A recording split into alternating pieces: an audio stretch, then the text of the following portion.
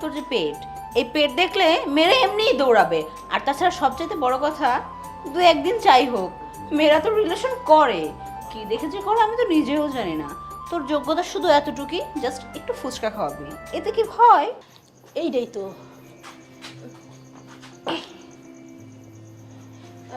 বাড়ির মধ্যে একটা আঙ্কেল আছে।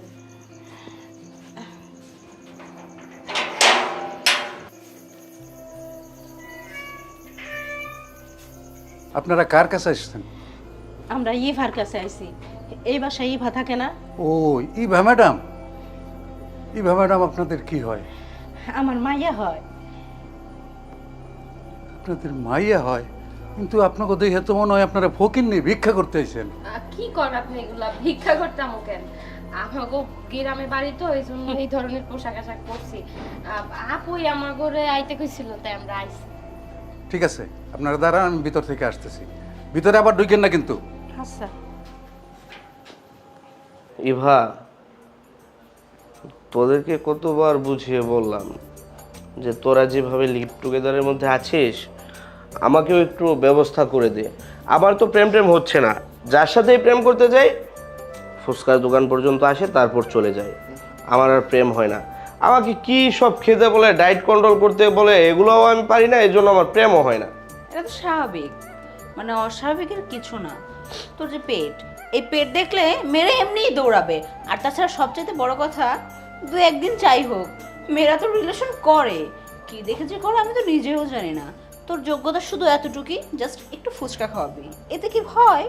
এই যে দেখ ওকে, ও আমার পেছনে প্রতি মাসে কত টাকা খরচ করে জানিস? কমের পক্ষে আমার হাত খরচ লাগে 40 থেকে 50 হাজার টাকা। আর এভরিথিং আরও অনেক কিছু তো আছেই। সব মিলিয়ে প্রায় 1 লাখ টাকা তো নর্মালি খরচ করে। তুই কি সেটা পারবি?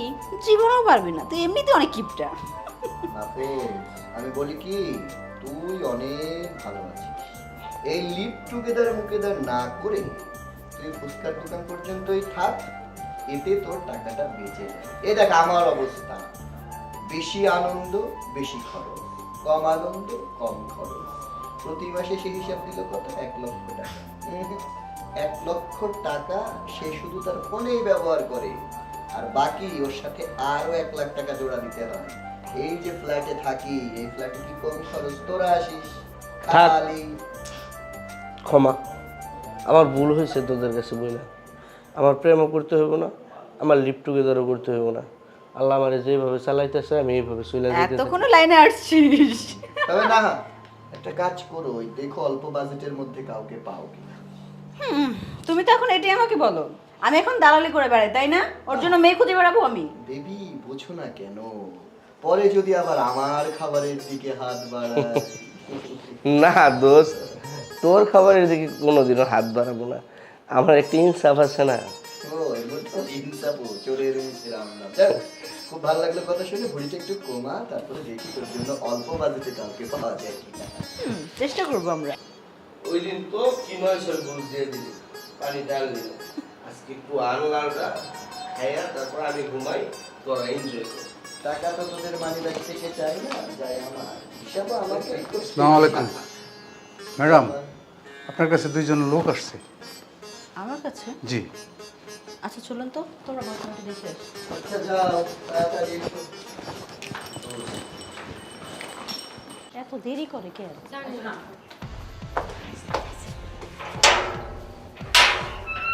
কি পোশাক পরছি রে? ইভা, আচ্ছা তোমরা এখানে কেন আসছো একটু বলবা?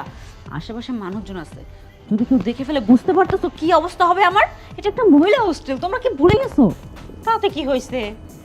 মা, তোরে কতদিন দেখি না, দেখার জন্য মনটা খুব ছটফট করতেছিল। তুই তো ঠিকানাও দাস না, ফোনও করস না। আমি তোর বান্ধবী জেসমিনের কাছে গেছিলাম, ওর কাছ থেকে ঠিকানা জোগাড় করে তাই আসলাম। তোরে দেখতে খুব মন চাইছে। আর মা, মহিলা হোস্টেল তাতে কি হয়েছে? এখানে আমাকে থাকুন যাবো না? আমার তুমি কি পাগল হয়ে গেছো নাকি? তুমি জানো মহিলা হোস্টেলে যারা শুধু পড়াশোনা করে তাদেরকে ছাড়া আর কাউকে থাকতে দেয় না। আমি তোমাদেরকে রাখতে পারবো না, বুঝছো না কেন? আপু, তোমাদের মহিলা হোস্টেলে কি মেয়েরা এগুলো পড়ে? তুই থামবি? আচ্ছা ইভা, থাকলাম না বুঝলাম, কিন্তু এত রাত হয়ে গেছে, এই রাত্রে কেমনে যাবো, কই যাবো?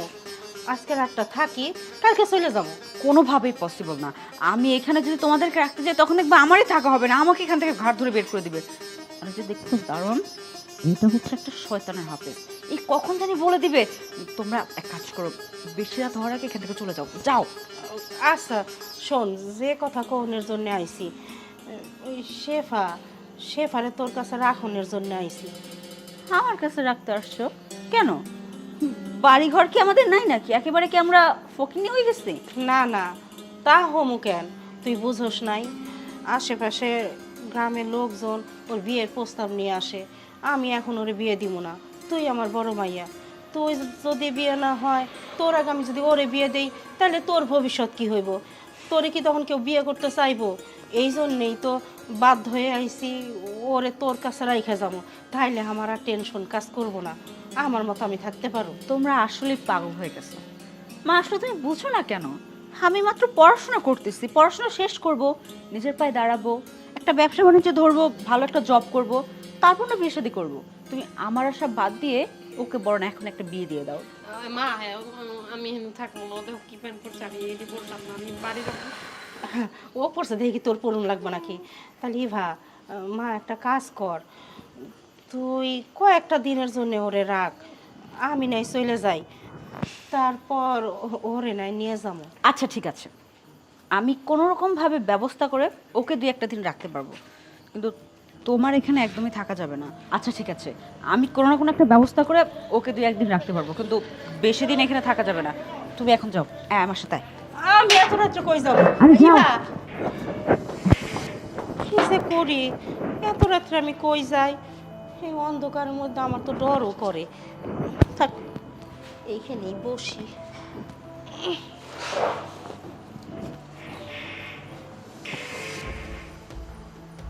আপা, হ্যাঁ, আমি তো মনে করছিলাম আপনি ইভা ম্যাডামের মা না, কিন্তু এখন তো দেখছি সত্যিই মা। আমি কই কি, আপনি এখানে বসে না থেকে বাড়ি চলে যান। ভাইজান, এত রাত হয়ে গেছে, এত রাত্রে আমি কেমনে বাড়ি যাবো? আর আমি তো রাস্তাঘাট ভালো মতো চিনি না, রাতটুকু এখানেই বসে থাকি, সকাল হোক তারপর না হয়। এইখানে বসে থাকবেন কেমন করে? এখন তো হোস্টেল। হোস্টেল তাতে কি হয়েছে? আমি তো গেটের পাশেই বসে আছি, কোনো সমস্যা হইব? সমস্যা তো হইতেই পারে। কি সমস্যা? সমস্যা হইল ইভা ম্যাডাম তো এখানে দুইটা ছেলে লইয়া থাকে। কি, দুইটা ছেলে নিয়ে থাকে? দুইটা ছেলে আবার কে? আমি তো চিনি না। ভাইজান, আমার কাছে যেন কেমন কেমন লাগতেছে, আপনি একটু আবার খুলে কত দেখি, দুইটা ছেলে কে? আরে ভাই, দুইটা ছেলের সাথে থাকে কেন? দুইটা ছেলে অনেক বড় লোক তো, তারা এখানে আনন্দ ভর্তি করে। আপনার মেয়ের খরচপত্র ওই দুইটা ছেলেই চালায়। কি কি কইতেছেন ভাইজান? আমার মাইয়া খরচপত্র ওই দুইটা ছেলেই চালায়? তাহলে আমার মাইয়া, না না, এইটা কেমন করে হয়? আমার মাইয়া এই কাজ কেমনে করে? আমি তো এটা বিশ্বাস করতে পারতেছি না ভাইজান। তাহলে আমার ছোট মাইয়া? ছোট মেয়ের আপনি ইচ্ছা করলে নিয়েও যেতে পারেন, ইচ্ছা করলে রাইখাও যেতে পারেন। না না, আমার মায়ের আমি খারাপ হইতে দিব না, আমার ছোট মায়ের নিয়ে আমি চলে যাবো এখান থেকে। আমার বড় মায়ের খারাপ হয়ে গেছে, আমি বুঝতে পারছি, আমি আমার ছোট মায়ের জীবন নষ্ট হইতে দিব না। আমি এখনই দাঁড়ান দাঁড়ান, আপনি দাঁড়ান। আপনি চাইলেই এখন ওখানে যাইতে পারবেন না। আপনার মায়া যখন বাইরে হয় তখন আপনি ওকে নিয়ে যাবেন। ভাইজান, ভাইজান আমার দয়া করেন, আমার মায়ের কাছে বাইর করে দেন। ও আল্লাহ, আমি এখন বিপদে পড়লাম। আমি ছোট মায়ের বাঁচাইতে এসে তার জীবনটা ধ্বংস করে ফেলাইলাম। ভাইজান, ও ভাইজান, একটু যান না ভাইজান, আমার ছোট মায়েরটাকে নিয়ে আসেন, আমি ছোট মায়ের নিয়ে চলে যাবো, এখানে এক মুহূর্ত দাঁড়াবো না। আল্লাহ, কোন বিপদে ফেলাইলাম। ও ভাইজান, আপনি বসেন, আপনার ছোট মেয়ে আসবে এখানে।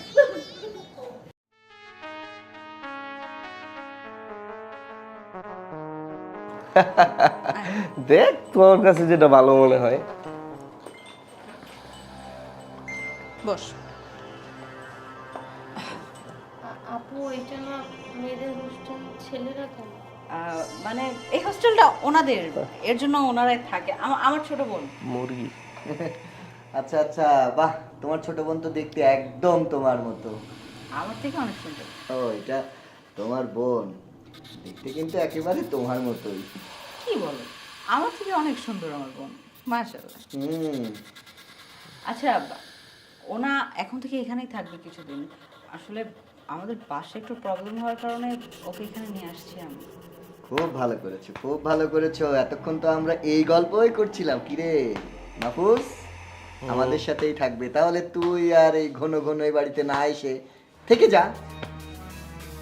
তুই যেটা ভালো মনে করিস, তুই আমার বন্ধু, তুই আজ পর্যন্ত আমাকে যে কথা বলেছিস আমি কি কখনো ফেলে দিতে পেরেছি? তাহলে তো হলোই, মিয়া বিবি রাজি তো কিয়া করেগা কাজী।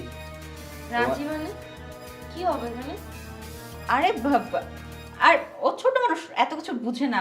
আরে তেমন কিছু না, মানে ওরা বলতেছে যে আমি এখানে থাকি মানে একদম রিল্যাক্স, কোনো সমস্যা নেই, তুই একদম নিশ্চিন্তে থাকতে পারিস এখানে, এটাই বলতে। আমি একটু খুলে দিই, হ্যাঁ।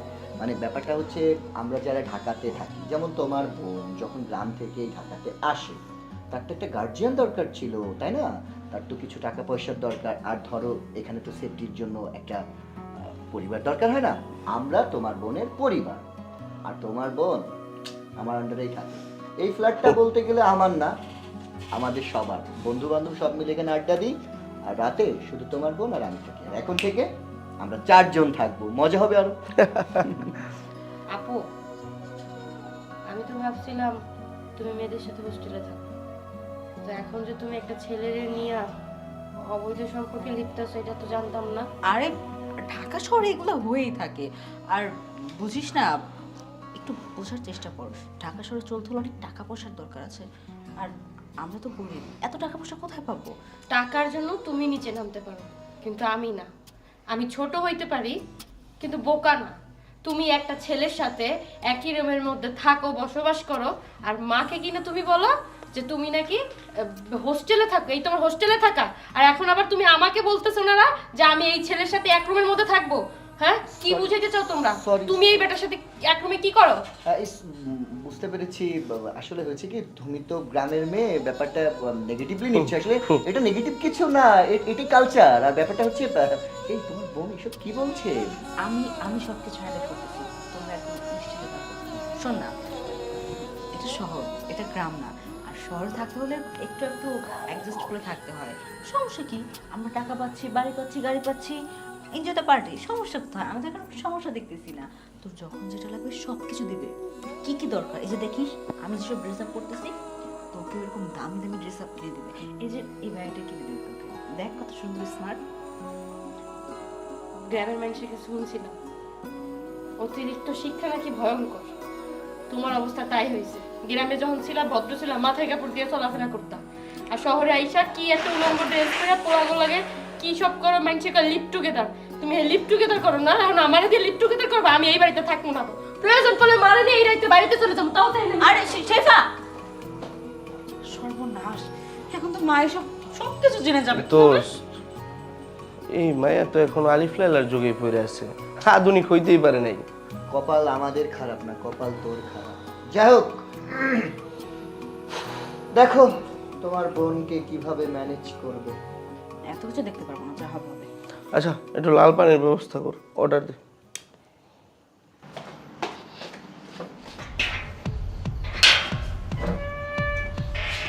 তুই আসিস মা, না? বাড়িতে চলো। কেন, তোর সাথে কি হয়েছে? কি আর হইব? তোর মায়া কি ভালো? তোর মায়া কি ভালো আছে এখন পর্যন্ত? পোশাক আশাক দেখে বোঝো নাই তোর মায়া নষ্ট হয়ে গেছে? এইখানে আর এক মুহূর্ত না, বাড়িতে চলো, বাড়িতে যাবো। আরে বুঝলাম তো, বাড়িতে যাবো। তোর কি খারাপ কিছু কইছে? কোনো কিছু বাকি রাখছে? তোমার মায়া কি করে জানো? তোমার মাইয়া এখানে একটা পোলার লগে লিপ টুগেদার করে, লগে আরো একটা পোলা থাকে। আমার এই মাত্র তুমি ভিতরে যাইতে কইছো, আমি ভিতরে গেছি, ওই আমারে কই এই পোলার লগে সময় দিতে। কত বড় খারাপ! ও বই নয়া বইনরে কই অন্য পোলার লগে সময় দিতে। নিজেও খারাপ হইছে, আমারও খারাপ বানাইতে চাই। আর তুমি কিনা তার কাছে আমার দিয়ে যেতে চাও? কি, ওর এত বড় সাহস! ও নিজে তো নষ্ট হইছে, আবার তোরেও নষ্ট করতে চায়। ও কতখানি নষ্ট হইছে আমি দেখেই সাম। চল আমার সাথে কই যাবো আমি? বাড়িতে যাবো আমি। এখানে কোথাও ও কিসের জন্য এটা করলো? চল চল আমি বাড়ি যাবো, ওই যাবো না। চল কইতেছি। আর ওর কাছ থেকে আমি শুনে নেই। খোলেন তো। আপা আপা আমার চাকরি যাবো গা।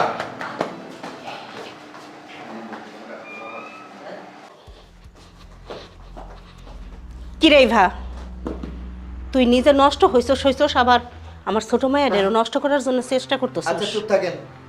আমার বাসার মধ্যে আমি কোনো অশ্লীল কথা শুনতে চাচ্ছি না। এই এবার আমার কিন্তু এসব নোংরামি পছন্দ না। নোংরা পরিষ্কার করে বাড়ি থেকে। আমার ড্রিঙ্কস করার সময় হয়েছে। আচ্ছা তোমার সমস্যা কি বলো তো? তোমাকে আমি বললাম না তুমি এখানে আসবে না, আমার কোনো কথাই তুমি শুনলা না। এখনো রাগ করছে, তুমি বুঝতে পারতেছো এখন কি হবে?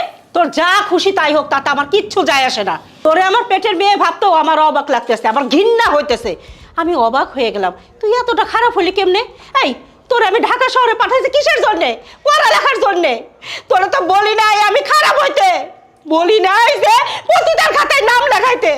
তুই এতটা খারাপ হইছস, একবার আমার কথা তোর ছোট বোনের কথা মনে পড়লো না? উফ মা, দেখো এটা ঢাকা শহর, এটা তোমাদের গ্রাম্য খ্যাত পাও নাই যে তুমি চিৎকার চেঁচামেচি করে পুরো গ্রাম মাথায় তুলে ফেলবা। এখানে কথা বলতে হলো না, একটু ভেবে চিন্তে কথা বলতে হয়। এটা মাছের বাজার পাও নাই তুমি, একদম চুপ থাকো। তোমার সব জ্ঞানমূলক কথা আমার একদমই ভালো লাগতেছে না, বিরক্ত লাগতেছে। এত কথা না বাড়িয়ে তুমি তোমার ছোট মেয়েকে নিয়ে কিন্তু চলে যাও। যামো, তবে তার আগে তোর সাথে সম্পর্ক নষ্ট করে যাবো। তোর মতো মাইয়া আমার দরকার নাই, যে মাইয়া কিনা ঢাকা শহরে অন্য ছেলের সাথে সম্পর্ক কইরা টাকার অহংকারে এসব পোশাক পরতে পারে। সেই মাইয়া যারও কত কিছু করতে পারে, কত নিচে নামতে পারে, এইটা আর বোঝার আমার বাকি নাই। বুঝবা কেমনে? বুঝার তো কোনো উপায় নেই তোমাদের। এই যে আমি ঢাকা শহরে আসছি, পড়ালেখা করতেছি, তুমি জানো আমার এই পড়ালেখার পিছনে কত কত টাকা খরচ যায়? দাও, কোনো মাসে কি আমার পড়ালেখার পিছনে 1 টাকা খরচ দাও? উল্টা আমি নিজে চলে পড়ালেখার খরচ চালিয়ে তোমাদেরকে টাকা পাঠাই। এই ছোট বোনটাকে মানুষের মতো মানুষ করার জন্য কত টাকা দেই, তুমি নিজে ভালো মতো চলতে পারো। কেন আজকে যদি আমি ওদের সাথে সময় না কাটাইতাম, এইসব ড্রেস আপ না করতাম, এগুলো না করতাম, জীবনে করতে পারতাম? আমি নিজেও পড়ালেখা করতে পারতাম না, আর তোমাদেরকেও চালাতে পারতাম না। যা করেছি তোমাদের কথা ভেবে চিন্তে আমি করেছি। আপু, ইজ্জতের সামনে টাকা কোনোদিন আসতে পারে না।